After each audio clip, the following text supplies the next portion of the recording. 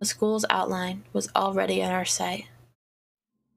A giant brick box stuck in the endless night. The light in its windows bore ill omens for me. The warden trees were guarding the schoolyard. A scream, childish laughter, and someone whistling tore up the silence. I went here with Mom when we just moved here, and it looked cozy at the time. Empty corridors that smelled of polish, puffy snow outside. The second time I visited, I was alone to get the books, so I was trying to imagine my peers rolling down the railing, small kids running to the library and teachers, moving down the corridor with the air of self-importance around them. High schoolers were smoking at the entrance, wearing wool caps on their foreheads and track pants. Their appearance chased away any feeling of coziness I could have gotten of this place. Stingy looks and teeth, yellow from nicotine, smirks. All of that was making me feel sad as in the cloudy winter morning. Deep in my thoughts, I completely forgot about my companion. I'll wait for you at the backyard after school. Near the hanged man. Near what? She just ignored my question. Don't be late. I hesitated. Going hot and cold again, Mom always said when I would have trouble choosing between two options. Thinking about Mom helped me to reply. I'm going straight home after school. Well, well, Antosha, I'm going to let you off the hook. But the others will creep up to you with their smiles and sink their teeth into you. Won't be able to shake them off as easily. Remember my words. Oh. Oh, that, What kind of trick was this? Some kids that were running somewhere in the distance called out my name. I instinctively turned around. A snowball whizzed past my shoulder and hit the dog. It whimpered and ran towards the spring. I barely saw its tail. It got devoured by darkness. And the fox was also gone in an instant, dissipated into the frosty air. Or did she hide in my shadow? I gulped. And swallowed the gum? Unlucky. As I took a deep breath, I went toward school, toward the cutlets and dough, and toward the light raining down on the snow. There was a fresh-looking Volga parked nearby, with one of its front wheels perched on the icy curb. Black like suit? As if it was straight out of a horror movie Dad loved to tell me when we hid in the attic during a thunderstorm. I remember him always wearing a sad smile when mentioning the black car that snatched children. He would say, "It looked like a funeral car on the inside, white curtains and all, and it is DSC and its license plate, but you know what that means? Death to Soviet children." Funny, I was born in the USSR too. A tall man was standing near it, puffing out clouds of smoke in the windy air.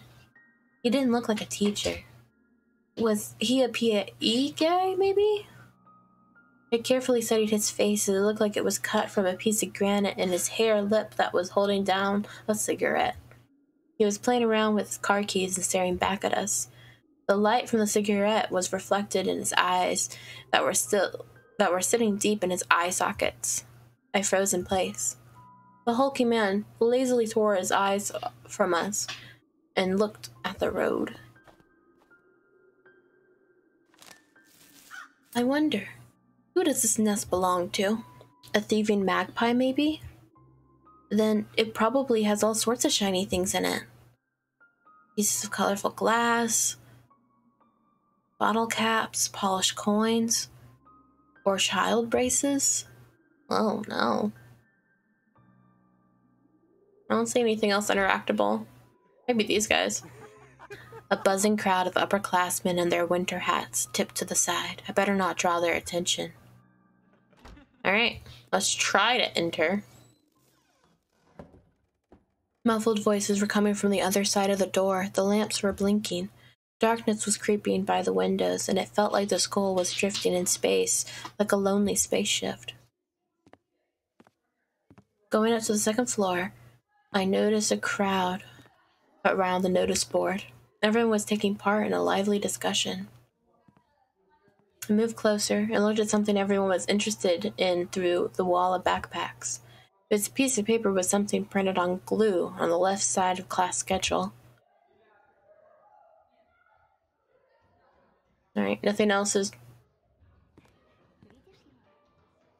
Alright, so he's 10. He's in grade 4, so he's younger than us. He left his home January 5th around 4 in the afternoon and never returned. Was last seen at the bridge over the Smoradina River, probably the bridge that we crossed. He was wearing an orange coat with a hood, a black wool cap, a scarf, and mittens with green stripes, which is the mitten that we have. Might have had a plastic toy gun on him.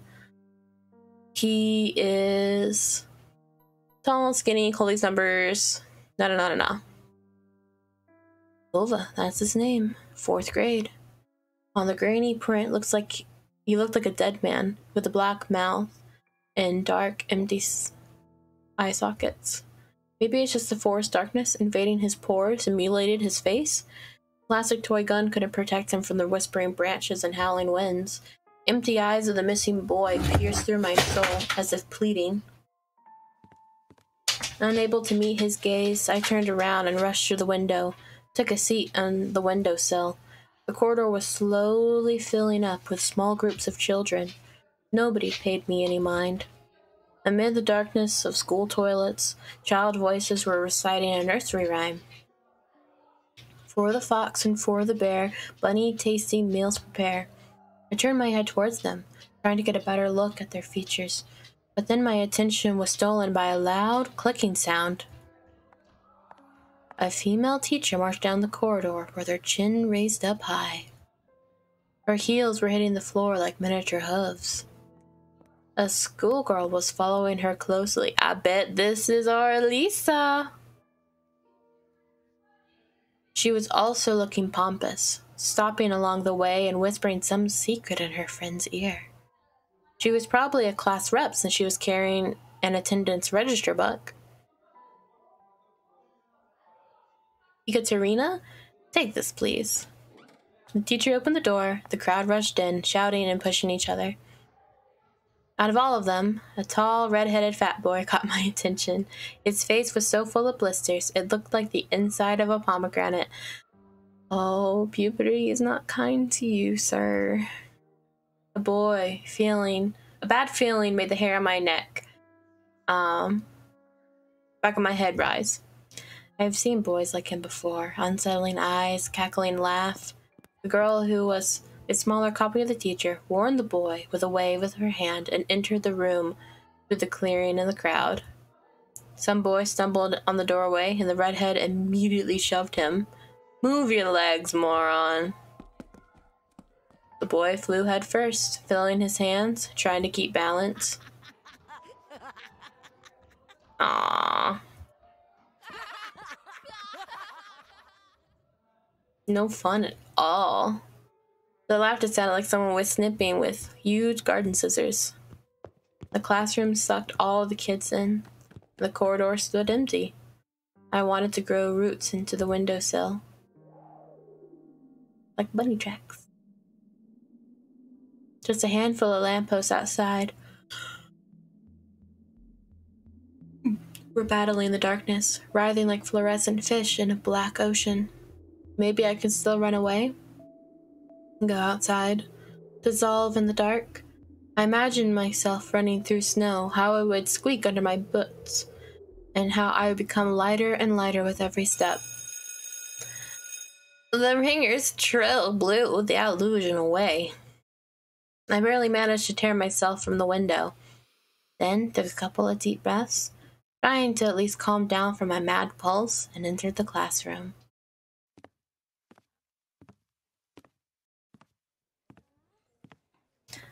The prim teacher looked at me over the frame of her glasses, looking clearly annoyed. I'm the transfer student. I was told to come here. The snowy forest trail was winding in front of my eyes. The pines rustled, but it didn't sound predatory anymore. She buried herself in the register and flipped through the pages. Your last name?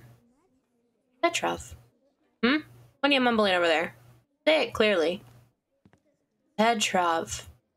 You deaf teacher? You're not on the list. She measured me with long and heavy stare, as if trying to see if I was lying. I wanted to sink through the floor. Hazy faces observed all of that from the left. The classroom breathed and snorted in unison, like a living organism, like a dangerous beast. Are you sure? I don't have you on my register. My knees chose the worst time to start shaking, and I felt dizzy. I clenched my fist so hard my knuckles became white. They told me to come to classroom 204 to ask for Lilia Pavlova, class 6C. Oh no, apparently everyone in the classroom took my words for some sort of joke because they were all laughing. What's wrong with this school? The classroom fell silent. The kids hid their smirks for the better occasion. Why do we hire so many interns? They all know how to put lipstick all over their bulging lips, but when it comes to real problems, I have to solve everything. How do they send you here without any proper paperwork? Ugh, we had the same thing happen so many times already. Wait here, I'll be back. After I have a little chat with them. The teacher flew past me, mumbling something to herself in righteous anger, and I was left standing at the center of the classroom. Like a convict in front of the firing squad, I lowered my gaze, with mocking stares from all around the classroom directed at me. They prickled my skin, danced on it like lights from laser sights. What? I imagined running away from the place again, fighting the clawing wind and soaring high above the pines in one long jump, with the wind in my back as my only companion. The eyes of my future classmates were asking, this new boy, is he one of us or an outsider? Somebody whispered something, and stifled laughter rolled out throughout the classroom. Wipe the board. It was easy to guess who was the main prankster here. Hey, Four Eyes. Are you not only blind but also deaf? I said, wipe the board. My knees weren't the only shaking part of my body anymore. I was trembling from head to toe, and I prayed for the teacher to come back sooner. My prayers were answered by powers that be. What should I do with you now? Where will you sit? Well, I guess you can sit with... No, not our bully. I think this is our bully. Oh no. He's alone anyway. No way. Fatso put his backpack on the seat beside him in defiance, scratched his belly, and smirked. Are you back to your old tricks? Should I call your grandma here again? The classroom went silent. And what's she gonna do? I'll be the one to do something if she doesn't. Put away your backpack now. Simeon didn't move an inch. He started studying the portraits of writers on the walls, looking bored. I needed to say something, to resolve this somehow, to save myself. I cleared my throat and continued in a stifled voice that sounded nothing like me. I can sit in the last row. I think there's a free seat. The teacher snored loudly. She looked at me, then at Simeon, then back at me. Fine, go there for now. And you, Baburin, I'll have a talk with you later. Come to me after classes. You'll be on cleaning duty. Got it? Simeon forced out a twisted smile. Juicy pimples were going from the tip of his nose, ripe for the taking. I walked carefully, afraid to stumble and fall, causing another outburst of laughter from everyone. I took my seat at the back at the last table, where I was met with an old pile of posters. The outcasts took their seats, and the class was ready to start. Now this is settled, let's start the class. Today's theme is traditions of Russian and international literature of Zoshenko's Don't Lie. The fatso turned back to me. His stare told me about long days and weeks and months. Endless bullying. Got my eyes on you. said his watery look.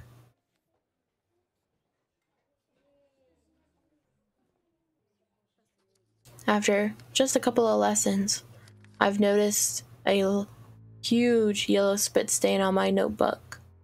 Then at the cafeteria, this Simon accidentally spilled a glass of Kompot on me. Kompot. Let's look at the glossary. So, bubblegum insert games is a type of game where players put bubblegum inserts onto their palm and try flip it by throwing it into the air. The player who happens to flip one or more insert claims them as their prize. Those inserts were often considered collectibles. Sure. Kompot, a dessert drink brewed from a mix of dry fruit and berries. Okay. Alright, so we're already getting bullied. Already. Then he flailed his hands around after exiting the toilet, so some of the liquid from his hands would get on me. Ew. Just before the final period for today, Simon pushed me into a buzzing crowd of girls from our class. They made way, cursing, and I couldn't hold my balance and ended up ramming into the chest of a girl I took for the class rep before. Ow! I immediately stepped back, dying from embarrassment. I'm sorry, are you alright? Then she suddenly put her hands on her hips. Will you look at him? Groping me in front of everyone? I'll tell my mom. They'll expel you, pervert. There was some sort of sadistic pleasure in her eyes, as if she was a child who was about to put a light-up match to the Schaffer beetle. I didn't mean to, he pushed me. We all saw that, you know. No blind among us. She stared at my glasses while showing me a creepy smile. I started to fume on the inside, but Simone had cooled my head. He pushed you? You sure? He walked up to me lazily, his breath full of sunflower seeds and rotted teeth, and then pushed me to the ground. Like this? Huh? What you gonna do now? The delinquent towered over me as if saying, come on, hit me. Let me see you try. I'm not gonna fight back.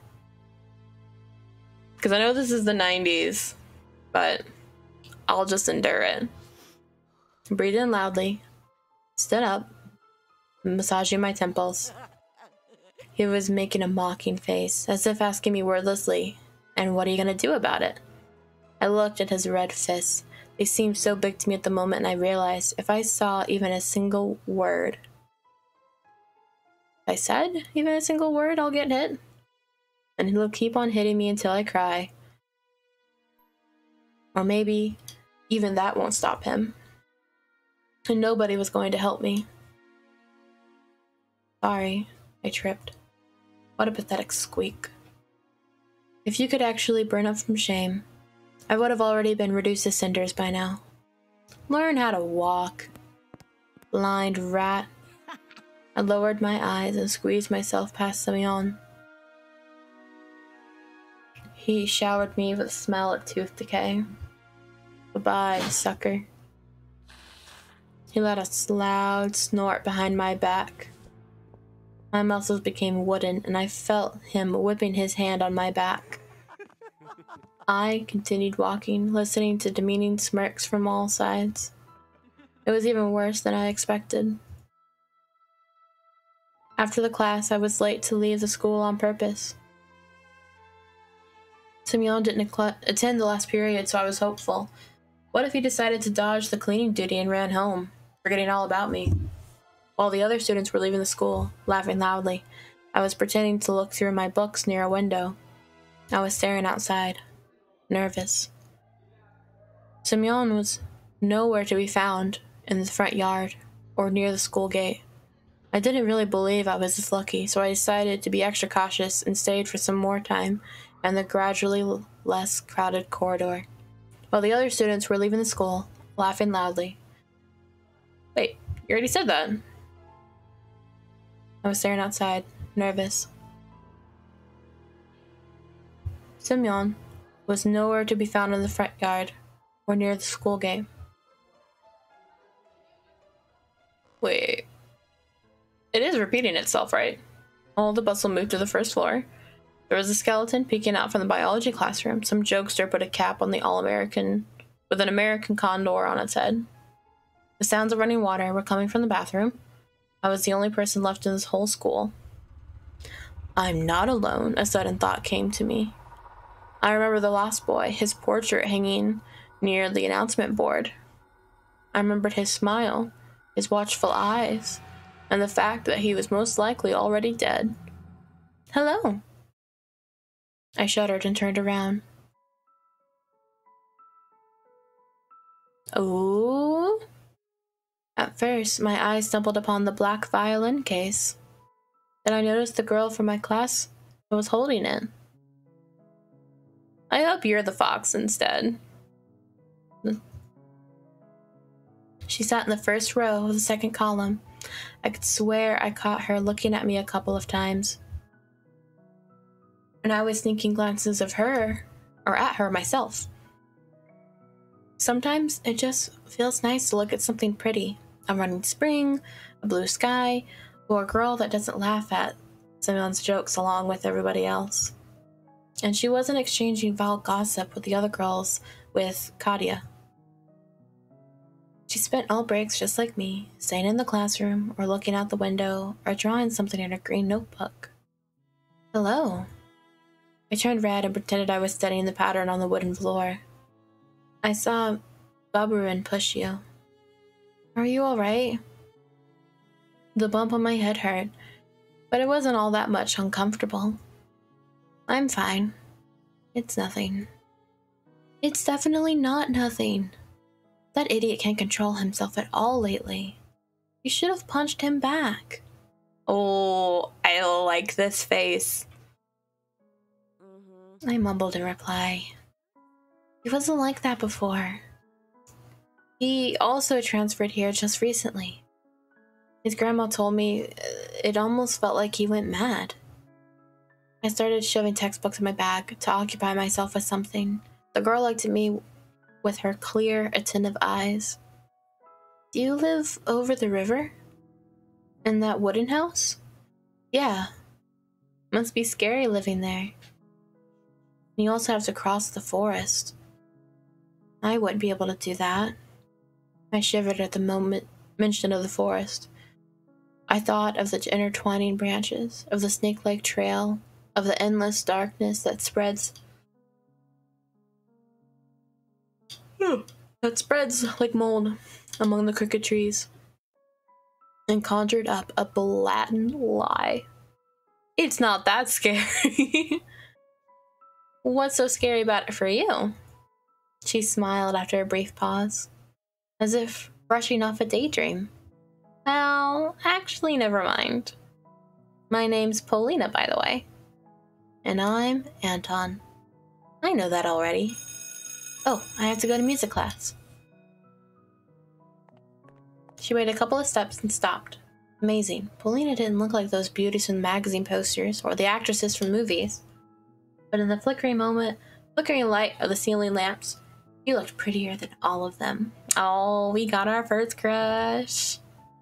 Can you play anything? My parents bought me a guitar a couple of years ago. I immediately remembered my meager attempts at making music. Change. We're all waiting for change. Zoe's song echoed through my thoughts and my desire to change something. My guitar got lost somewhere, as if refusing to move to the old house near the forest. I think my parents gave it away to someone that needed it more. I don't, sadly. A pity. Well, I'll be going. Bye. The girl's shout was picked up by a loud echo. The sound of shoes spread through the school hallways. Bye. I wasn't sure if Polina heard me. I looked out the window again. Oh, I'm so sorry, Simeon would say while shoving me off the staircase in a way that could break my neck if I fell. Or, oops, didn't mean that, after spilling compote on me in the cafeteria. And this kept happening every day. I couldn't relax for a moment because of this string of coincidences, and to my horror, I realized that it was only going to get worse, and I couldn't do anything about it. At school, I walked always looking down, counting down minutes until the classes ended. Only in rare moments, when I caught Polina's look on me, I choked from embarrassment and was ready to fight, but as if to mock me, nothing happened. And then all my rage subsided and everything returned to normal. I always went home alone. First, I slipped through the village, then over the bridge across the river, and then, finally, through the forest. The road crawled among the trees for 10 minutes.